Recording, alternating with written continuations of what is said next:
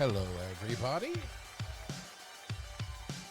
Welcome to the YouTube channel. One of my more popular videos that I have done was a lecture I did a couple of years ago about American debate forms, and in that lecture I talked a lot about Jacques Lacan's 4 discourses. So I thought I might do a little bit more of a concentrated video on that because it was really popular. People seem to like it. People seem to like my explanation of Lacan's theory of the 4 discourses. So in this video, we'll talk about 2 particular discourses. And the 2 discourses we're going to talk about is the discourse of the hysteric, which is the formal name of it, but Lacan also calls it the teaching discourse, and the discourse of the analyst, which Lacan calls the true revolutionary discourse. And we'll get into these titles and what they mean and why Lacan associates these discourses with these important elements of functioning in human society. But if you like what you're seeing here on this channel, feel free to subscribe, like the video, share it with your friends. Normally I do podcasting. I share my podcast in the bin on here, and I share some lectures on here. I am a professor of rhetoric. I teach rhetoric and communication at St. John's University, not pictured here. But recently on the podcast, I talked about the difference between being a debate coach and being a debate educator. And I'm going to use that kind of as the frame of thinking about these 2 discourses. So I will put timestamps in the video because I feel like I'm going to talk too long. Is this kind of like, I think what happens when you're a university professor is you talk just long enough to annoy everybody.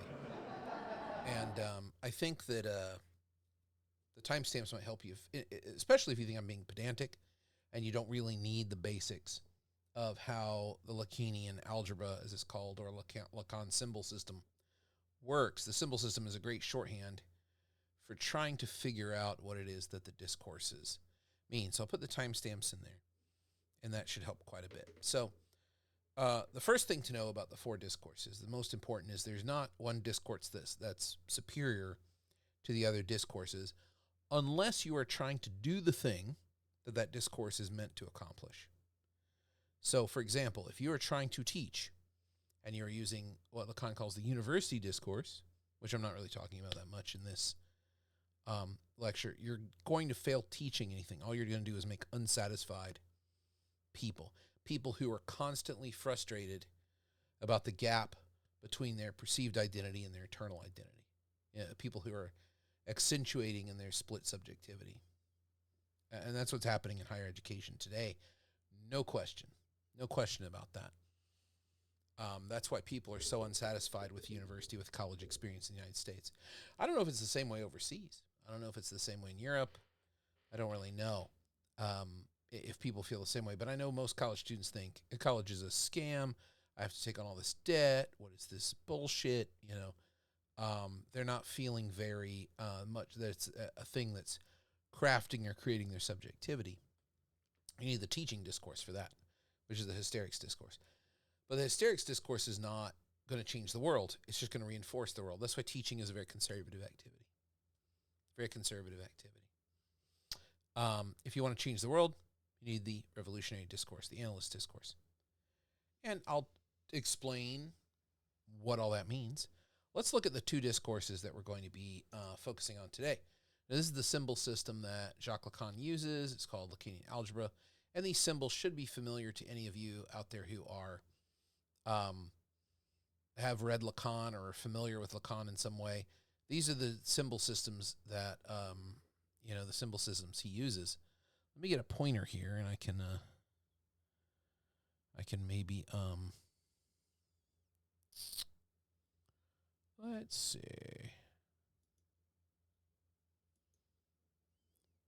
Yeah, well, you can kind of see that. I kind of want a pointer, though. It'd be nice to have a laser pointer. See, this is much more visible. Okay, so let's take a look at the model of the discourses here. And first of all is the structure of the discourse. Now, these models that I have here don't have a very important addition here, which is the barrier, which is this idea that that right here,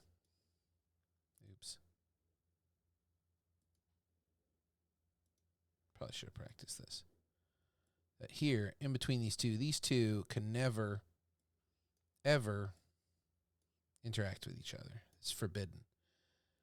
This is the presentation, whatever is confronted, and this is the subject. This is what's being presented to, right? So this is the subject. This is the other. How does the discourse present itself to the other, and then what results? This is what's being hidden by, I call it the speaker because I'm a rhetorician, and I think of this in terms of rhetoric. But this is the speaker. This is what's being presented, and then this is what you want the audience or the other, the person that you are speaking to, or the audience, or whoever that person might be, whoever that group of people might be. This is what you see them as, and this is what you invite them to become. Through this invitational process of discourse, this is what results. This is what you get, right? And this is what's hidden. Likewise over here, but you see the positions change. But the four terms remain the same.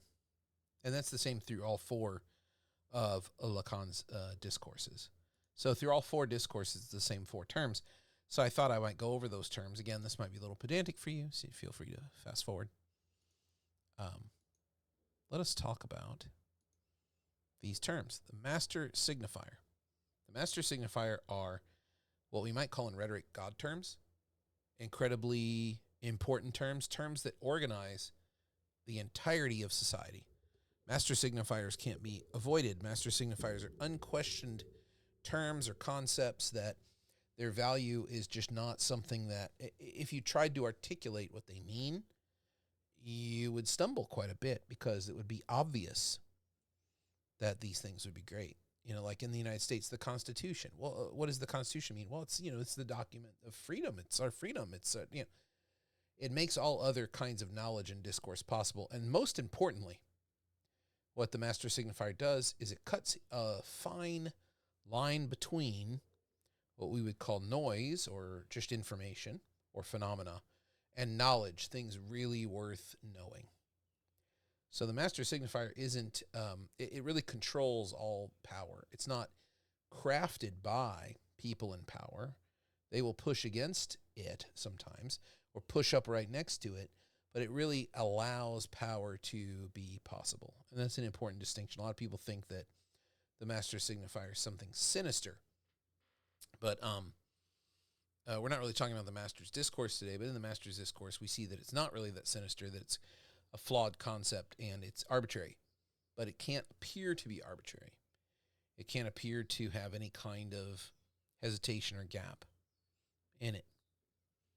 So this is what makes persuasion or any kind of articulation of an argument meaningful, is that the Master Signifier has placed in there a distinction that rhetoricians, among others, use to find what are the valuable arguments, what are those arguments that are going to change the mind of the audience, and how are they rooted? They structure our world. They structure what meaning is. Lacan has I quoted Mark Bracker here in these quotes. Mark Bracker co-edited this book, Lacanian Theory of Discourse, Subject Structure in Society, in 1994. Wow, it's like 11 years ago. I can't believe it. This book is so valuable, a Mark Bracker book. I hope I'm saying your name right, Mark. Mark Bracker. This book is really valuable if you want to understand the four discourses. There's so many good essays in there that talk about discourse and Lacan and help explain it. So I put these quotes in here from this book because I thought they would be very helpful for explaining it to you. We have our entire meaning system based on the Master Signifier. That's what makes it possible. That's what makes all that stuff possible. The most important thing for me in my work on the four discourses is Master Signifiers allow us to discern between what's worth knowing and what's nonsense. The Master Signifier creates the hierarchy. And the Master Signifier will help somebody come out of gibberish and nonsense into a world of making sense again. Like if we think about insanity as a rhetorical or linguistic event, if we take that perspective, then being sane means you're making sense. Being insane, you're not making sense. Being a psychotic or having schizophrenia means that the master signifiers don't work, and you sort of struggle to have any shared meaning with anybody. There's all kinds of discussions and all kinds of. That's why these illnesses or these pathologies are often rooted in language and words, because in Lacanian psychoanalysis, and of course there's other diagnoses and other ways to understand these sicknesses. Thinking about them this way is that the master signifiers don't obtain for these people, and what a miserable way to live, because the master signifier turns all the static and fuzz into clarity. Imagine, if you're like on a long trip, a long camping trip or something, and all you have is a radio, and you hear like a very staticky signal. You're not hearing the best quality music, and then you come back into the world and you hear like a CD player or a very, very, very high fidelity MP3. That's the difference. You'd be like, wow, that sounds so good. Okay, let's look at the next term. Oh, I was going to say, the last thing I'll say about the master signifier is it comes through doing its own thing. Like Lacan's understanding of this in the Underside of Psychoanalysis, Seminar 23, I think, is he talks about a highway being built and how the highway will be built. And over the years, shops and gas stations and other things will be built alongside the highway. And then people will mistake that the highway is there to reach these shops and these buildings and these little towns that only exist because the highway is there. And that's the way we see language and meaning and facts and truth and rationality and reasonability. We see all of those things in debate and argument because we mistake the master signifier's purpose is not to reach knowledge, but to create knowledge. I think it's a very important distinction to keep in mind when you're thinking about Lacan's discourse theory. Okay, the subject, an S with the line through it, to indicate that we're alienated from ourselves, not in a Marxist way, but there are certain motives and desires that we never can really reach because we've given up access to our pure animalistic id-style desire by entering the symbolic order. We recognize as children that we have to enter the symbol system in order to get any kind of semblance of pleasure. We won't get jouissance, we won't get the pure pleasure that we had in infancy before we entered language, but we have to enter language and it cuts us off. It cuts off the pleasure. It's only a semblance or a reminder of a kind of pure pleasure that we got without having to convert it into the currency of language and symbols and shared speech and things like that. We can't fully understand our motives and desires because we cannot put them all into words. We've all had this experience. I think we've all had this experience where, I always try to write a card to my dad or to family members, people I care about. I always try to write a card to them for special occasions. So you sit down with this blank card and you're like, these words are so stupid. I can't come up with words that meet the occasion. I can't do it. I don't know what's wrong with me. But then you might go to like Dwayne Reed or something and find a card and be like, this perfectly encapsulates the relationship that I have with them. But there's a million billion other ones that are out there written, but somehow these words really do it. And I think that's the thing about being alienated from yourself that Lacanian discourse pushes. This is also a Bracker quote here. I think the first two are mine, but his is, of course, much more lucid. And it's the alienation that occurs when you assess the language. So when you decide to become a languaged subject, you can no longer understand yourself outside of language. You become a symbol yourself. You become a symbol of meaning yourself. And in order to become a symbol, you are representing something. There's a gap there. There's a distance there. You are not the thing, unimpeded, unmediated anymore. You are a symbol of yourself. And I think that it comes with a price. Now, I wouldn't want to give up language. Would you want to give up language? Language is amazing and it does amazing things, but it does take a price. There's a price there, and You can think about it when you convert currency. They always take a little bit off the top, right? You're never going to get, you look at your phone when the plane lands and you're like, the exchange rate is this, great. And you get to the exchange and you're like, that exchange rate is not very good. And then you look around the city and it's not very good anywhere. They always take a little bit more. So you never can get the full value of what you've got. There's always somebody taking some off the top. Who is that somebody taking stuff off the top in language? It's the big other society. Discourse in society, which extracts a toll from you every time you speak your desires into the world. You're like, you hear yourself talking and you're like, oh God, is that what I sound like? Is that what I mean? I didn't mean to say it like that. I need to say it this other way. Why did I say it that way? This is what it is to be a subject. Now, keep in mind, this is not a pathology. This is normal human identity and normal human, this isn't being a normal human being right here. This is what it is.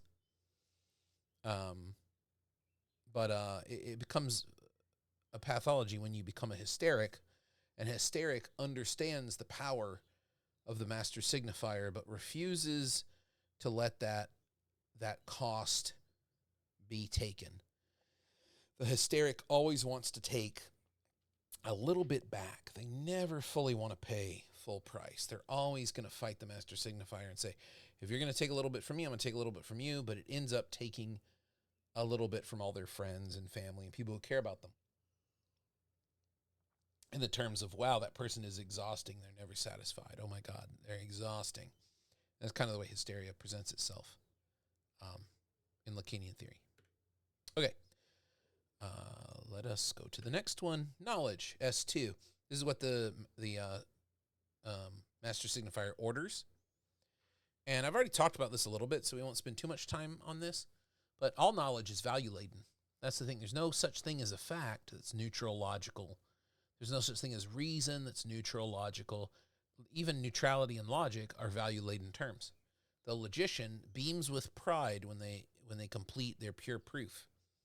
Right? This is kind of some of the stuff that I think is very funny about people who want to correct civic engagement in the world. Say, well, we would have better civic engagement on politics if we were more neutral, more objective, more factual. All they're doing there, when they say these things, people don't listen to facts anymore. They're pushing the master signifier on you to say, get in order, get in line. There's no more political act than to call the name of the master signifier. When we hear the name of the master signifier, we jump in its presence, we snap, we come to attention, we sit up a little straighter, because these terms are beyond knowledge. They are terms that organize the possibility of knowing. And I think one of the ones people try to use now is like, oh, people don't listen to facts, people don't listen to experts. These are political categories and heavily value-laden. It's not the absence of value. It's the absence of a value that is preferred.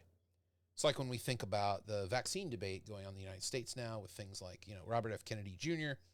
in charge of Health and Human Services at the time of the making of this video, and the things he's saying, and people are like, oh, he's like, what is he doing? He's not listening to the experts, da-da-da-da-da. He's got a different kind of master signifiers pushing, a different kind of knowledge. But it might not be as revolutionary as people think.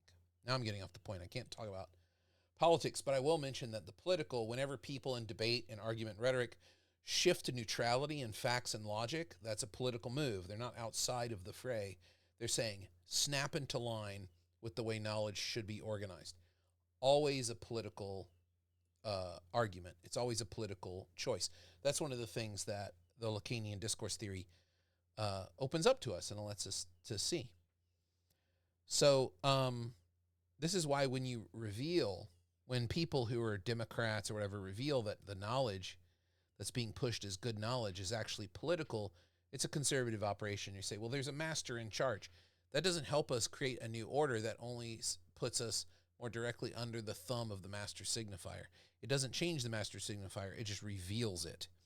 And then the debate becomes of whether or not the master signifier is really there or not, but we're still under the thumb of the control of that particular master signifier. We can alter master signifiers. Revolutions happen. Political revolutions happen violently, non-violently.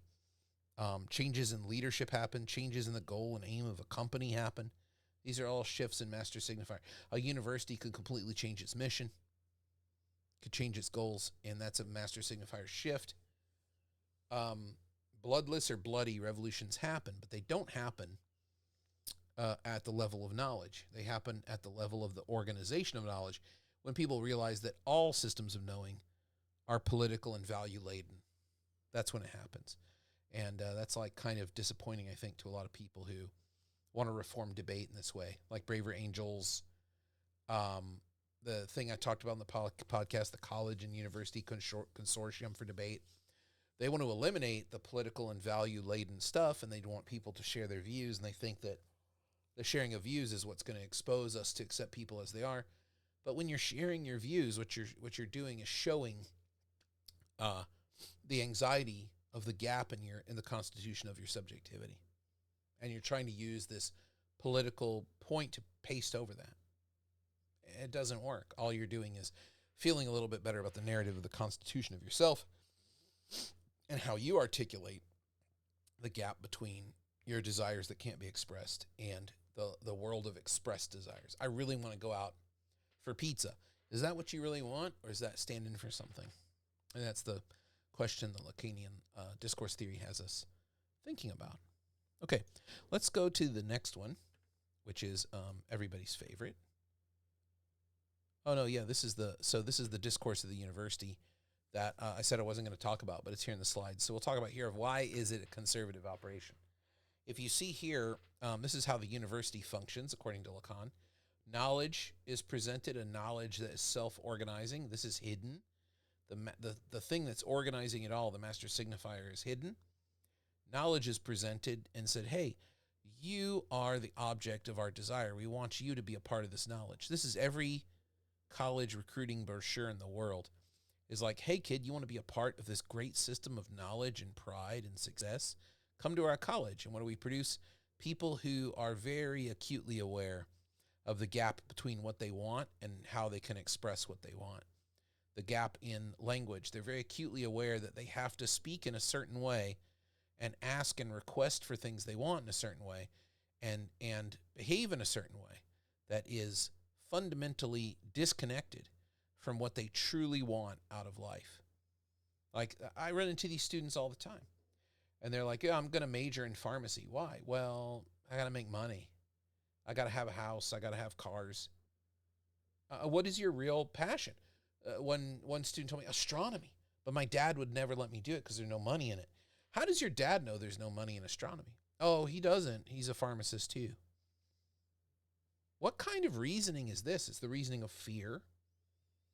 But in the end, you create people who are deeply, deeply dissatisfied. This is why people are so unhappy.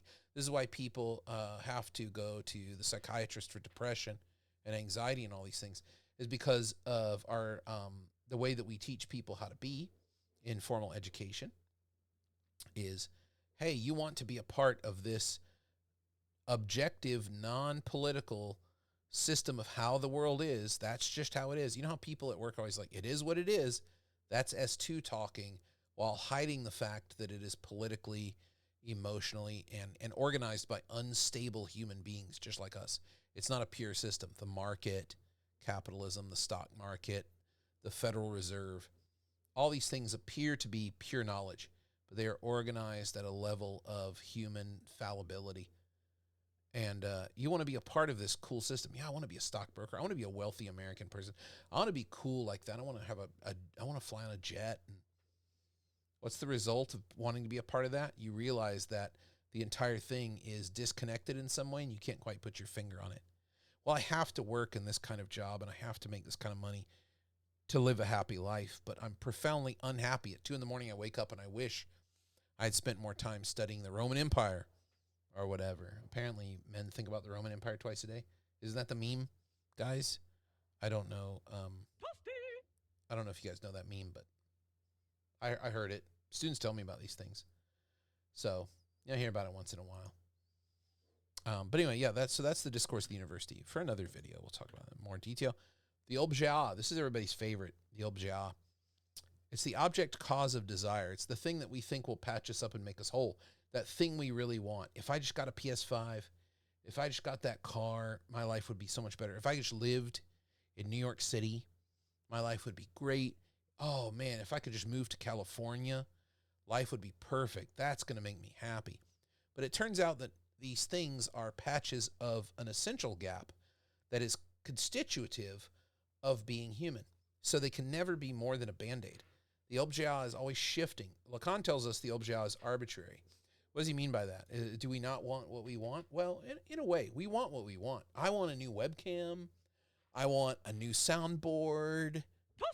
I want all kinds of cool things. And if I get those things, I'm not going to be, it's not going to solve the gap in my subjectivity, because I'm a human being and I'm always going to want things that I don't understand why I want them. I'm always looking at new cameras. I have a GoPro. I love it, but I'm always looking at new video cameras and new digital cameras. Why? Why? Deep inside, it's because this is the thing that keeps us going, is the objet is always moving around, and it's the cycle of wanting and attempting to get, and the chase and the obtaining, and then we feel good for a little bit, but then we want something else. It's not just consumer capitalism. It could be something like, I want to write a new poem. I want to write a new play, or whatever it is that you enjoy. I want to make another YouTube video. And it's these kind of things that keep us alive as people. They keep us alive as human beings. And it's called the circuit of desire. And whatever that object is, it's not going to complete you, but it's going to make you feel happy. It's sort of like you have a hard week at work, and at the end of the week, you're like, I'm going to go to that restaurant where they have that amazing cheeseburger. I'm going to get that amazing cheeseburger, and it's going to make the week worth it. And you go and get it, and you're like, it's good, but it's not as good as I imagined. It's not as good as it was last week. Is Danny back there cooking? Who's the chef this week? What's going on? So you always find these little narrative excuses for it, but the chewing of it, maybe the next bite will be better. Maybe this pizza, maybe next time the pizza will be better. But you still go to the same restaurant because you know the pizza's good, but it's never quite lives up to the dream of what that object will do for you. And that's the objet. The dream is that it will complete you in some way and fill a hole, fill the gap in your identity, fill the gap in your life.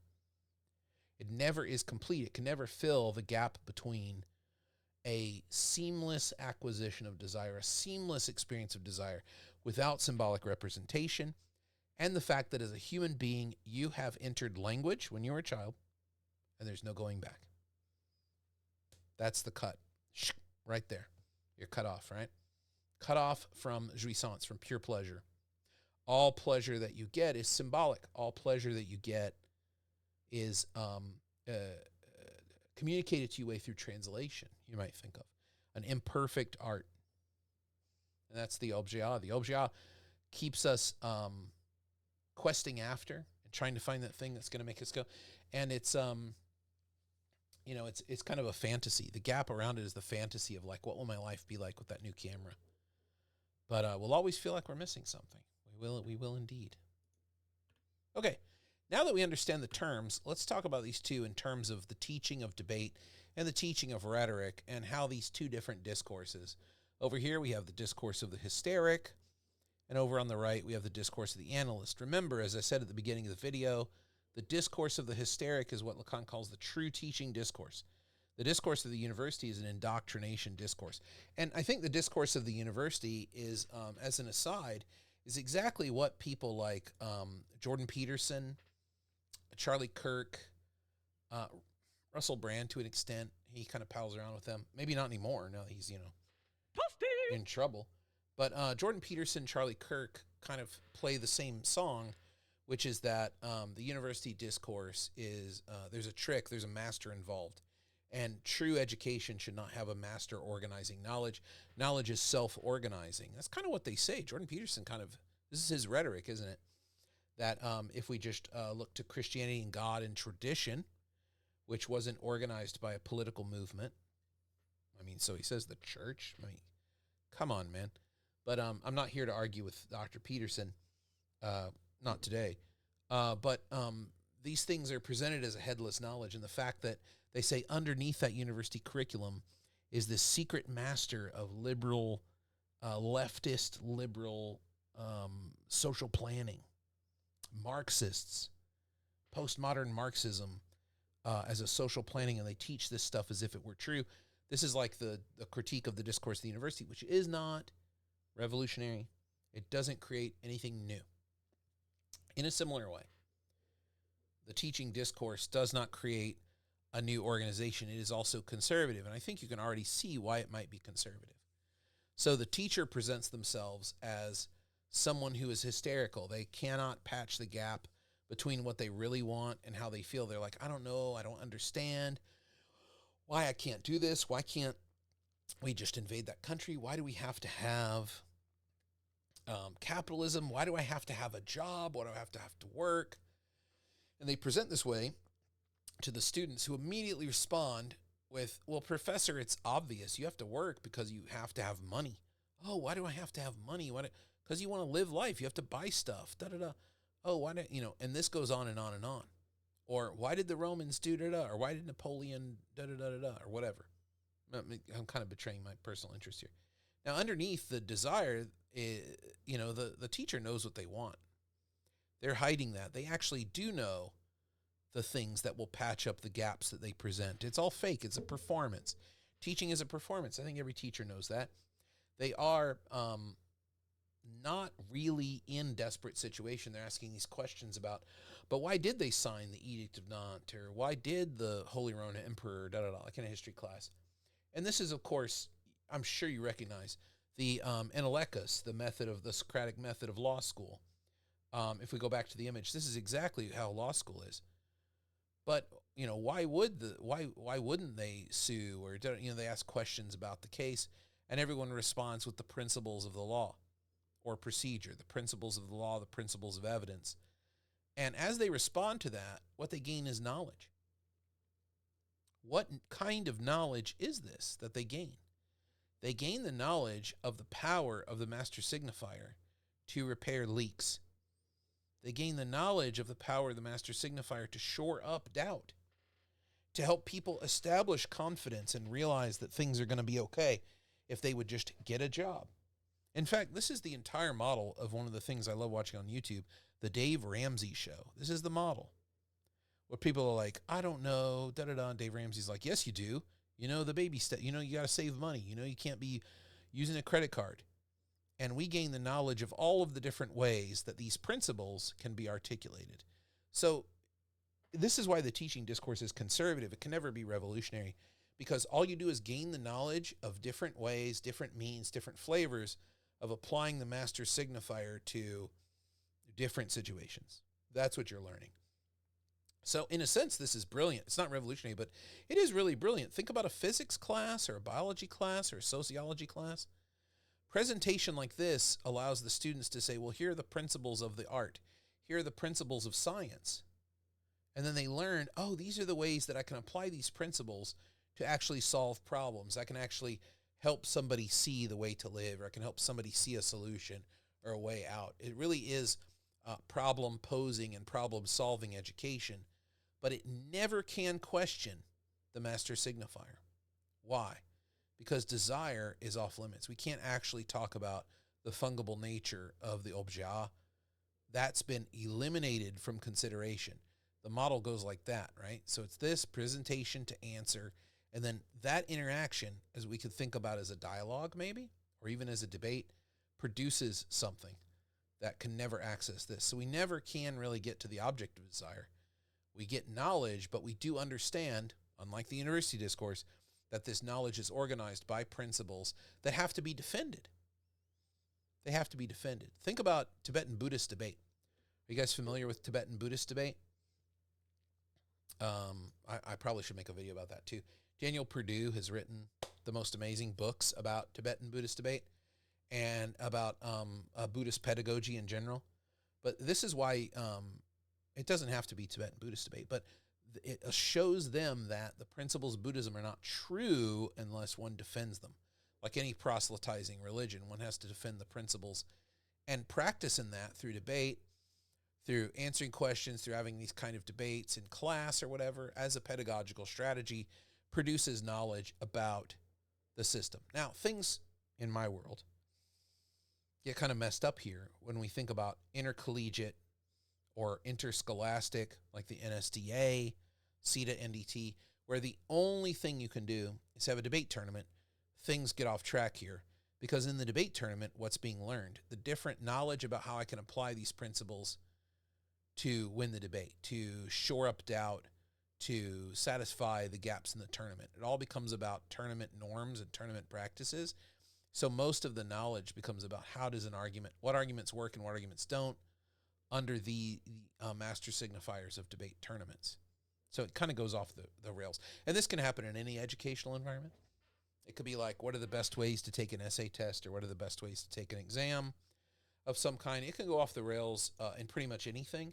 It's not just that one per se, or it's not just unique to debate. It can happen to any teaching environment. But I don't think it's a problem, because people like learn test-taking strategies to get the grade they want, and then they're very happy. And also it explains why Chat GPT is so popular and such a threat to education. Chat GPT is such a threat to education because if this is your educational model, what does Chat GPT what does Chat GPT do best? It predicts the next word in a sentence. That's really the model of it. So if the entire thing is to reinforce these principles, the everything Chat GPT knows is S2. It's all of the discourse surrounding why these are worth defending. It's every piece of discourse surrounding master signifiers and shoring them up. So of course it tricks everybody teaching, because it purports to be the student applying the master signifier in creative ways, novel ways, to answer the question and to suture the gap in identity, which is what the master signifier hopefully will do for people who are doubting the value of Christianity, the value of what the Buddha said, or the value of informed consent in a medical experiment, or the value of gender theory and sociology, for example. All of those are very different levels of truth, aren't they? And different levels of fact. But in Lacanian discourse, we can see them all as S1. They require defense. They require the ability to articulate them in different ways. They require rhetoric. You have to have a defense that can meet the continuous assault of the hysterics' concern with their inability to understand their own desire. In the symbolic order, the objet helps us with that, because we have things we can desire and go after that we think are going to help us understand ourselves better. Think of the self-help movement. You know, these little sand gardens, little Buddhist rock gardens you can have on your desk and things like that. Little water fountain. I've had all these things. I love them. Nothing wrong with it. But these are the things that help us get peace with ourselves and be like, it's okay that I don't understand myself. It's okay. And that's really what analysis does for you. If you go to a psychoanalyst and you go to therapy with a real analyst, whatever tradition they are, ego school or Lacan or even a Freudian, what they do is they make you feel comfortable with yourself. Rather conservative operation. But Lacan takes us a step further. Let's look at the discourse of the analyst now. It's over here. Now, in this one, you present yourself as someone desirable. And of course, we all know all the romance stories and terrible pornographic films about people sleeping with their therapist and finding their therapist sexually attractive. But there is something to that. You have to want your therapist to want you, to like you, and to want to spend time with you. There has to be a connection there. Freud called it the transference. He didn't understand why he felt such concern and such close connection with his patients. And then when they were going to leave therapy, when they were done, it was like, oh, I miss them, you know. But he thought that was a way of the ego connecting to another ego and developing this sort of love connection. Not like a sexual kind of love, but a love like I want to become, I want to be next to, I want to be close to that ego, as a way of healing the ego, making the ego stronger. Lacan saw it quite a bit differently, as you know. We don't have to go into a lot of detail about that, but Lacan saw it differently as calcification of the habits to show that it's okay that we're both not okay. The therapist has flaws, and so do I, and I perform this symptom that bothers me because the symptom doesn't, it's not that the symptom is harmful, it could be harmful, but the symptom is repeated without any kind of satisfaction because I don't recognize that it's okay to be a split subject. I don't recognize that it's normal and okay to not understand where a lot of my desires are coming from and then to not have a narrative explanation for that. A symptom can't solve that, but a calcified symptom can do that. We can traverse that and then move on and be a normal person and go shopping and go out to dinner and be like, oh, the lasagna was much better last month, and have all these conversations that keep us alive and keep us going and ticking. But in this case, the therapist has to be desired in some way. This is the discourse of the analyst or the discourse of revolution. You want to be like me, like a charismatic kind of leader, and that hystericizes you. That makes you very well aware of that you are lacking. I'm not as complete as this person. I'm lacking in something. My narrative is incomplete. I don't really know myself. If I was more like them, that would be great. And then, what do they hide? What's off limits? Knowledge. I don't know what it is that makes them tick. They'll present the knowledge to me if I keep asking them questions. So this is a great inverse of this, isn't it? Where desire is completely hidden. Desire is up front here. The object of desire is out front here. And what you're doing is peppering with questions, just like this model. But no knowledge is coming out of it. It's just I want them even more the more I talk to them. I want to be like them even more the more I talk to them. But I don't know. They have some knowledge for me that's being hidden. I don't know how to be them, but if I keep talking to them, they'll tell me. And the result of this is the creation of brand new master signifiers. Now, this point is, of course, controversial. I read it very liberally. A lot of scholars, I like Bruce Fink, a lot of scholars of Lacanian discourse read this in a similar tone, which is I don't think that these are like absolutely purely new S1s. They don't have to be new master signifiers all the time. They could be adjacent to the other master signifiers that we're familiar and comfortable with, but they do a much, much better job of making that person able to live and walk down the street and not feel dizzy and freaked out like they're going to break down and cry, freaked out in their mind about, oh my God, how horrible is my life? Why can't I do anything? Why can't I be what my father wants me to be? All these things that send people to the therapist. You have new master signifiers that say, okay, well, this is what helps me ground myself, and now I can produce my own knowledge through my own master signifier that works for me. The other master signifier is still around. They're still governing society, but this one is how I understand my relationship in the world in a way that produces knowledge for me that allows me to live my life. Now, in a revolutionary sense, let's look at this again, the revolutionary sense. This could be the creation and elimination of old S1s that you would find in the university classroom. This could be the breakdown, the elimination of them, and the replacement of them with an entirely new value system. And this happens. We have revolutions like this from time to time. Paris 1968, a good example of that, where in the classroom, this is what Lacan was saying should happen. And the students come into Lacan's classroom and they're like, oh, but you're actually politically motivated. He says, well, all you want to do is turn back to the master's discourse. I want to move forward to something else where we become our own masters and not just say, there's a bad master hiding in the closet. There's a bad master hiding, there's a puppet master pulling the strings, you can't see them. These are not the revolutionary discourse. The revolutionary discourse is, what do we value? Let's create what we value. Let's create a society where we value these things and it produces the knowledge worth knowing. We could think about this as something like the happiness index versus GDP. And why is the happiness index so controversial? Well, it's a new way of organizing that makes us nervous because the things that we know are organized back here in the hysterics discourse or the teaching discourse. They're organized like this, to where the knowledge is ordered by master signifiers that value economic productivity. If we had master signifiers that valued happiness, well, what knowledge then? What would become noise and what would become knowledge? It generates a lot of anxiety. It generates a lot of anxiety because we don't know. Everything that we know has been ordered by different value systems. So this is why revolutions are often violent, is because the terms that organize what's right and wrong, what we know is good and bad, get wiped. It's almost like formatting a computer. When you format the computer, you lose that table that tells the computer which parts of the hard drive have valuable information and which ones are blank. They could still have data on them, but we can't access that data.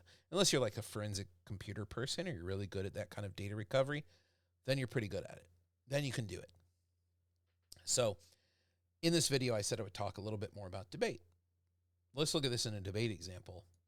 Hopefully understand me. The thing about this, as opposed to lecturing, and I think that's kind of like why I kind of like the classroom, is people can be like, wait a second, professor, I don't understand, and I can explain it another way. But that's what the YouTube comments are for, and I'll be happy to do Lacan discourse theory lectures until forever. I'm always happy to do them. I think that it's such a valuable way. It's helped me so much understanding rhetoric and understanding debate and argument as a teacher and as a scholar that I'll happily talk about these things and make hours and hours and hours of YouTube videos on this. So just leave me a comment and say what you want more of, and I'd be very, very happy to make that video and hopefully provide some lucidity that reading all this stuff and studying this stuff has done for me. But read the Mark Bracker book. Read everything that you can get your hands on that Bruce Fink has read. He's a professor at Duquesne University, I think. He might not be there anymore. But Bruce Fink is a brilliant commentator and very insightful on Lacan. Read Henry Cripps, who was one of my teachers, who's out at the Claremont Colleges. Read his book Fetish. And a lot of these things will be made clearer through other people's writing and thinking about it. So let's think about this in terms of debate. This is the standard model of how debate is taught, which is debate teaches critical thinking. That's what everyone says. Debate's such a powerful teacher of critical thinking. Make sure your students go to as many debate tournaments as possible. And they even call every debate event a debate tournament now because everybody's a psycho about debate tournaments. I don't get it. But like I went to this Urban Debate League thing here in New York, and they had 2 tournaments in an afternoon. Look at me, I'm doing it now too.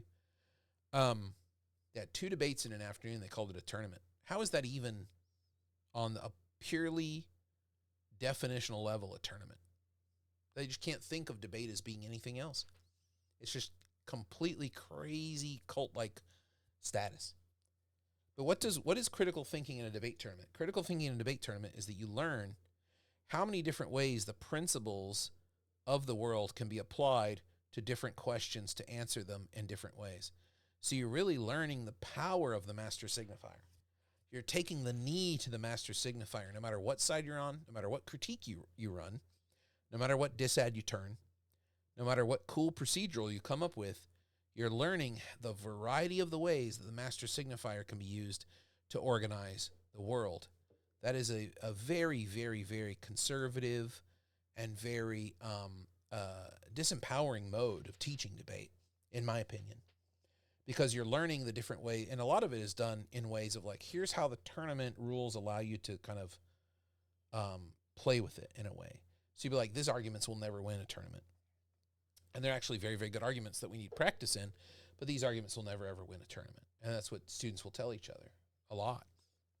You can't ever say that or you'll lose. And that's the meta S1, the Master Signifiers of what the tournament values and what judges at the tournament value in terms of debate. But in the end, what you learn is that you learn, wow, it's fun and it makes me feel powerful to learn all the different ways the Master Signifiers can be applied to different situations. This is why you do not see lots and lots of people who did debate go into anything creative. Like, we don't see people in debate going into things like music and film production. We don't see them going into things like, we see people becoming DJs, but that makes sense because of what I'm about to say now. We see them going to law and politics where the Master Signifier is everywhere. It's everywhere. And they're like, I can do this because in the law, all you're learning in law school, just like I said earlier, and we can look to the model again, that's the law. This is the law school model. This is the Socratic method, or the Analectus, as it's called in Greek. Is like, how many different ways can I express the Master Signifier to be persuasive to a jury, to be persuasive to a judge, to be persuasive in this personal injury case, to be persuasive in this criminal case. You're learning all the different ways the Master Signifier of the law and justice and right and evidence can be applied, and that's the knowledge of law school. That's what you learn, and that's how you become a lawyer. That's why so many debate people are attracted to this, because it's exactly what tournament debate teaches, which is how fun it is to wield the power of the Master Signifier. But what's not revealed to them purely is that they are working for somebody else. These are not your sign. You're not the master. You're working for the master. You're wielding the sign of the master. but you're not the master. You are just as much subject to the organizational power. It could be oppressive power. It's definitely a kind of a linguistic bait and switch. You are subject to it. You are subject to the power of the Master Signifier. You can't step out of it. But you relish in the ability that you have, which is a little bit of a step above other people, which is why the law is written so funny, because lawyers really like the idea of being able to say, well, I'm a lawyer and I understand the law, and let me explain it to you. So they're wielding the sign of the master, and it looks like they're being nice and sharing legal knowledge, but they're really wielding the sign of mastery and saying, I'm above you, I'm superior to you. But they're never really going to, it's sort of like in Marxism, it's like a petty bourgeois moment. They're never going to be the master, but they can wield the sign of the master with great gusto, and they're always trying to figure out new ways to wield the sign of the master and alter it in ways to win the case or to do what they want to do with it as a lawyer, right? But that's why they become a DJ is the same thing. How many different ways can I remix this track? It's the same kind of principle. Maybe a little bit more artistic. You could say law is an art. I think a lot of law professors listening would agree that the law has some artistic elements to it, but you're not becoming a filmmaker, storyteller, novelist, or journalist even because of that. And I think most people who get into debate and get addicted to this operation and feel like, wow, I really learned something. Debate was what really taught me the most things in life. Really kind of get addicted to flashing the badge of the master, but they're not the sheriff, they're the deputy, right? I did not kill the deputy. I shot the sheriff, but I did not kill the deputy. I don't know. Maybe that song has some relevance here. It just popped in my head, but whatever. Anyway, now you get a little bit of the post hoc nonsense that my students get from time to time in the classroom. But anyway, that's the traditional debate. Teaching debate this way is different, which is, why don't we just, I have the knowledge of how debate and argument work. How does it work? Well, I'm not sure. It might be this. I don't, like one of my friends who's a professor, he teaches at a university in here. He says, he's like, Steve, your political move, rhetorical move par excellence, is that when people express all of their desire to you, all of their concerns and their thought, well, I think this patches up our country, this patches up our politics, expressing their split subjectivity, and I think this is the thing that patches it up, then I go, well, maybe. And they're like, what secret knowledge does he have? So when you're teaching debate like that, you're teaching people how to create through questioning and through continuously returning to the fact that they are incomplete subjects, that you have a much higher chance of creating a new order and a new way to master things and a new way of knowing the world. Variety and beauty. This is also kind of like postmodern in the sense that it's like, if I keep returning to my unsatisfied state, then I will create a new state of being and a new way to be. And I can create another one as I continue to return to, as I look to others, and I look to the big other, I look to the world and I say, wow, that's complete. What knowledge is hiding from me? I'm going to continue to look into this. I'm going to continue to highlight the fact that I am not a complete being, that I do not understand why I want what I want.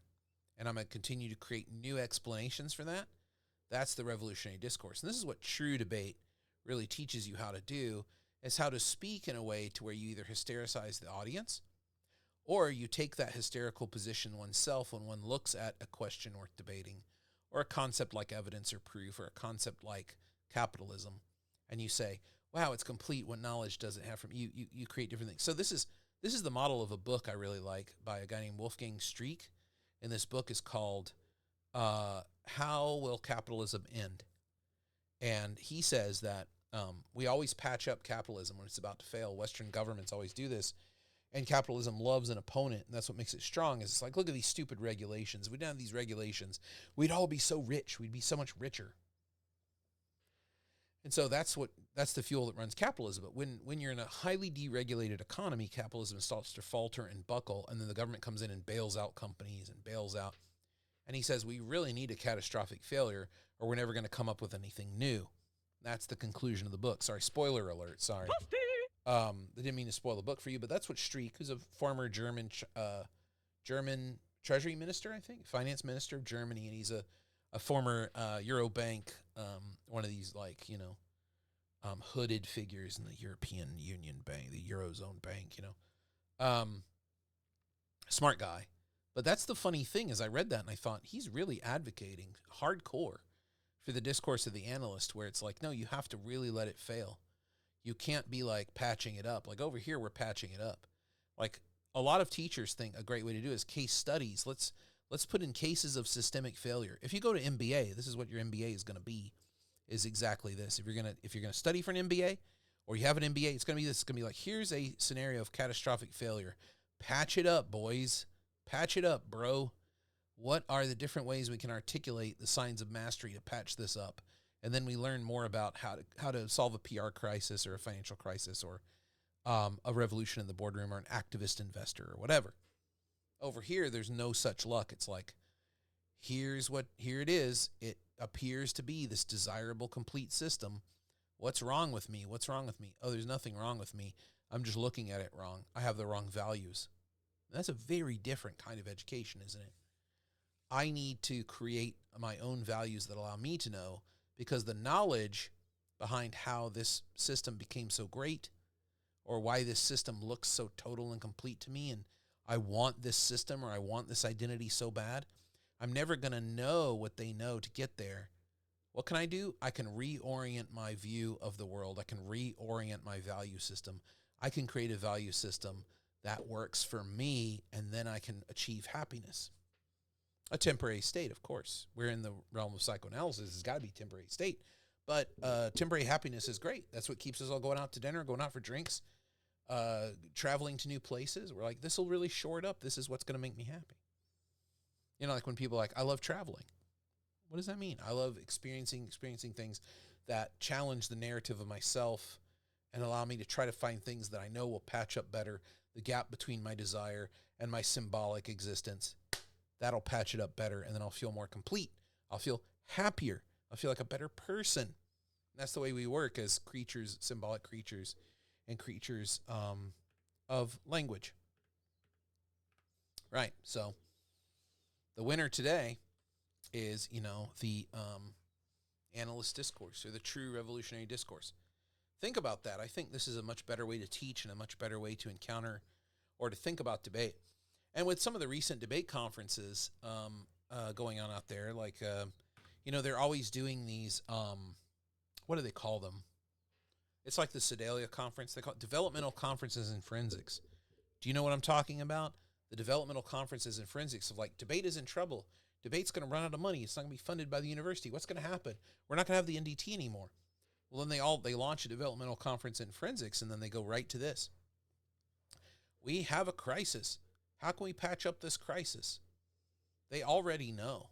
They already know we'll patch it up, but then they produce another book, another document, Quail Roost, or the Wake Forest Developmental Conference. They're all the same. It's the generation of new ways to apply the Master Signifier. It's not a dismissal of the Master Signifiers. Maybe debate should change its value structure and have new Master Signifiers. You're not going to get there by having a conference where everyone practices new ways of applying the old Master Signifier and says, new knowledge. It's a conservative new knowledge. It's never going to get past the fact that you're working for somebody else. There is a master pulling the strings. There really is one there.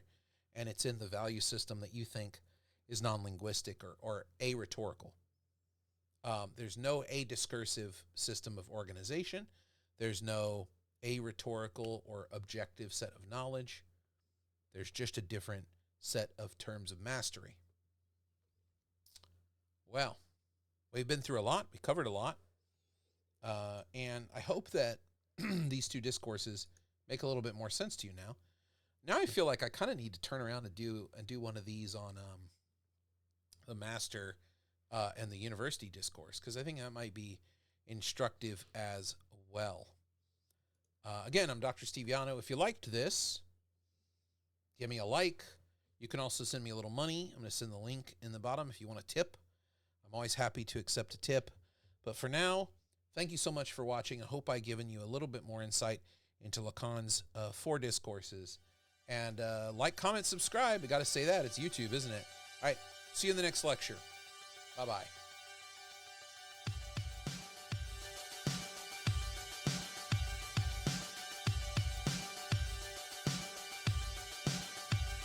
So it ends.